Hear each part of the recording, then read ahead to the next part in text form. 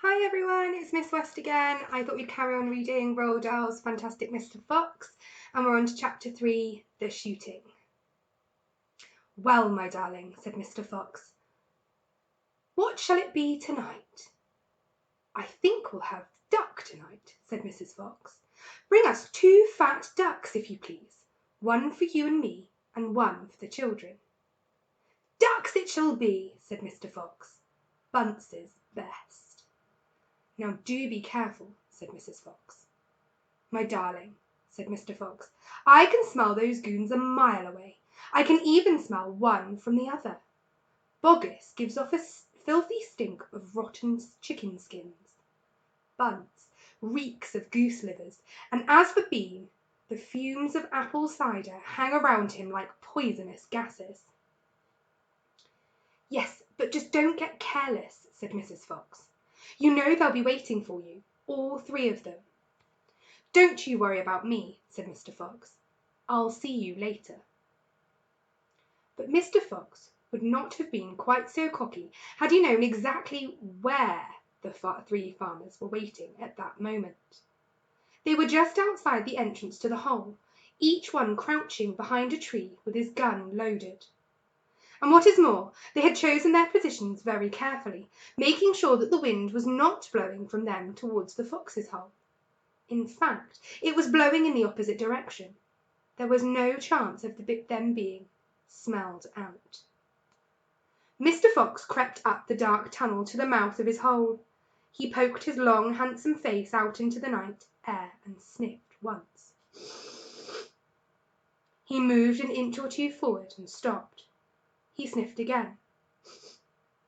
He was always especially careful when coming out from his hole. He inched forward a little more. The front half of his body was now in the open.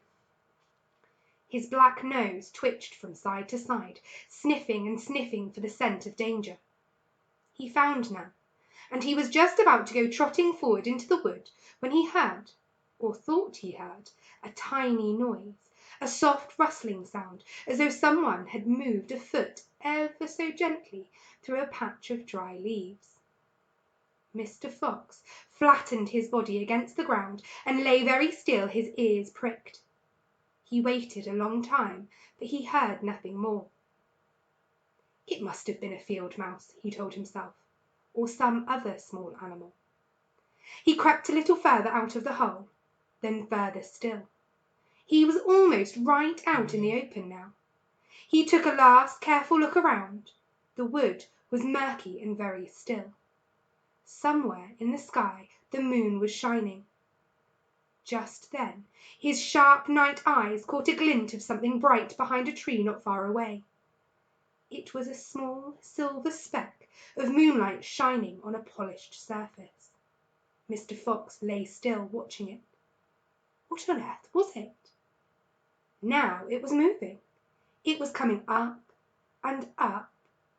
Great heavens! It was the barrel of a gun!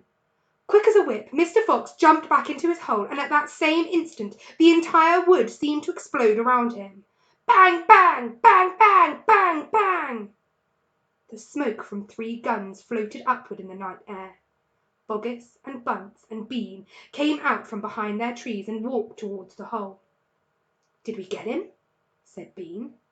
One of them shone a flashlight on the hole, and there on the ground in the circle of light, half in and half out of the hole, lay the poor, tattered, blood-stained remains of a fox's tail. Bean picked it up. We got the tail, but we missed the fox, he said, tossing the thing away. Dang blast, said Boggis. We shot too late. We should have let fly the moment he poked his head out. He won't be poking it out again in a hurry, Bunce said. Bean pulled a flask from his pocket and took a swig of cider. Then he said, It'll take 3 days at least before he gets hungry enough to come out again. I'm not sitting round here waiting for that. Let's dig him out. Ah, said Boggis. Now you're talking sense. We can dig him out in a couple of hours. We know he's there. I reckon there's a whole family of them down that hole, Bunce said. Then we'll have the lot, said Bean. Get the shovels.